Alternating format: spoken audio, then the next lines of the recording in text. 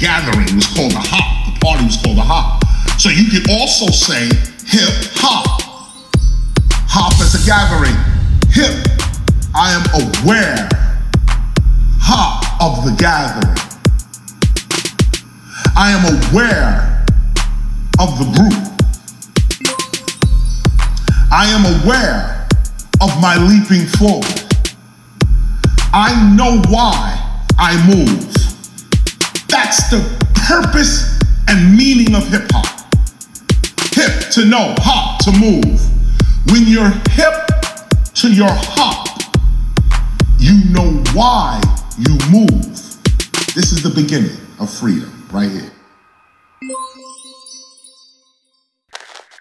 So for those who didn't get it, hip is to know.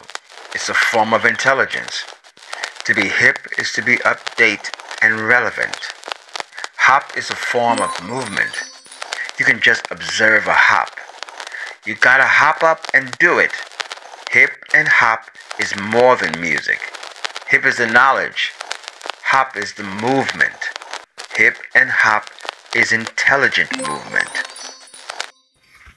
KRS-ONE is a significant figure in the hip-hop community and is often referred in works by other hip-hop artists and critics as being the essence of an MC and one of the greatest to ever hold the mic. KRS-ONE is an acronym for Knowledge Reigns Supreme Over Nearly Everybody. Criminal Minded, released in 1987, featured many diss tracks that attacked other hip-hop MCs and tracks about street crime. KRS-ONE and the late DJ and producer Scott LaRock appeared on the cover of the album Holding Firearms, an incendiary precedent that would be followed by many rap artists in the years to follow. Musically, the album was based around James Brown samples and reggae influences. They also sampled hard rock band AC/DC on Dope Beat. During these years, KRS-ONE was also famously involved in a hip-hop battle with Emcee Shan of Queensbridge. KRS objected to Emcee Shan calling Queensbridge the home of hip-hop and attacked him viciously on a seminal battle rap, The Bridge Is Over. After the success of Criminal Minded, the career somehow emphasized on political issues. Following the fatal shooting of his partner Scott LaRock in 1987, Boogie Down Productions became increasingly political. KRS-ONE was the primary motivation behind the Heal compilation and the Stop the Violence movement. KRS-ONE attracted many prominent MCs to appear on the 12-inch single Self-Destruction. On his first solo album, 1993's Return of the Boom Bap, KRS-ONE worked together with producers DJ Premier from Gangstar, Showbiz and Kid Capri. The catchy yet very hardcore track, Sound of the Police, is featured on this album.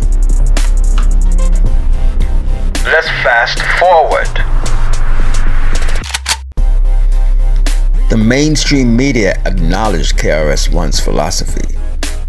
The New York Times invited him to write editorials in the op-ed section and addressed colleges across America on a 40-city lecture tour.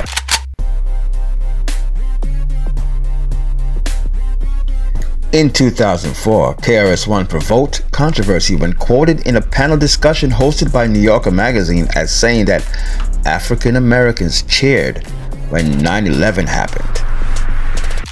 KRS responded to his defense on these comments with an editorial written for allhiphop.com.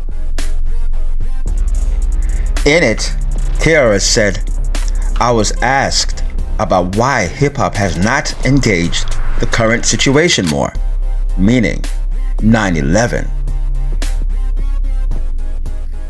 Because it does not affect us, or at least we don't perceive that it affects us. 9/11 happened to them." He went on to say that I'm speaking for the culture now. I am not speaking my personal opinion. He continued to say, 911 affected them down the block. The rich, the powerful, those that are oppressing us as a culture.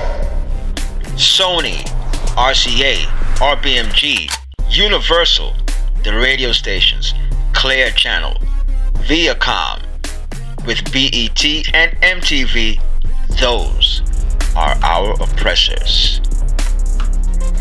Those are the people that we're trying to overcome in hip-hop every day. This is a daily thing, KRS-One went on to say. We cheered when 9/11 happened in New York. And he says that proudly. Because when we were down at the Trade Center, we were getting hit over the head by cops. Told that we can't come in this building. Hustled down to the train station because of the way we dressed and talked, and so on. We were racially profiled. So for many, when those planes hit the building, they were like, Justice. KRS-One has taken to saying that he is hip-hop. Back in the 80s, he proclaimed that he wanted to use hip-hop as a revolutionary tool for changing the structure of racist America.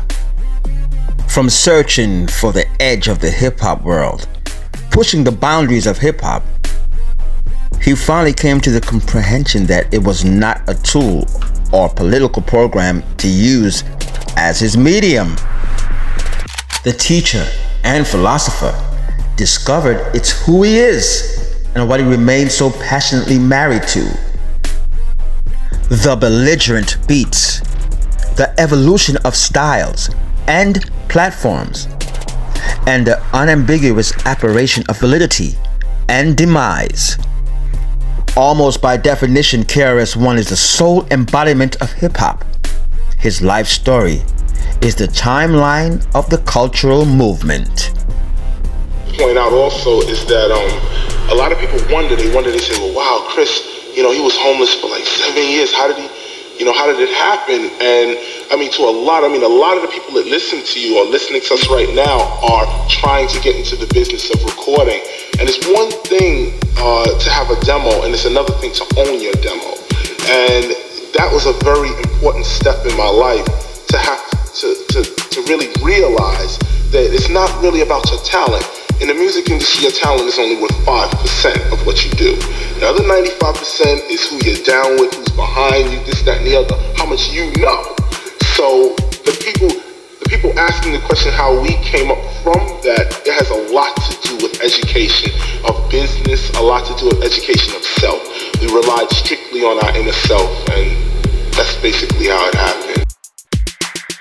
So there you go.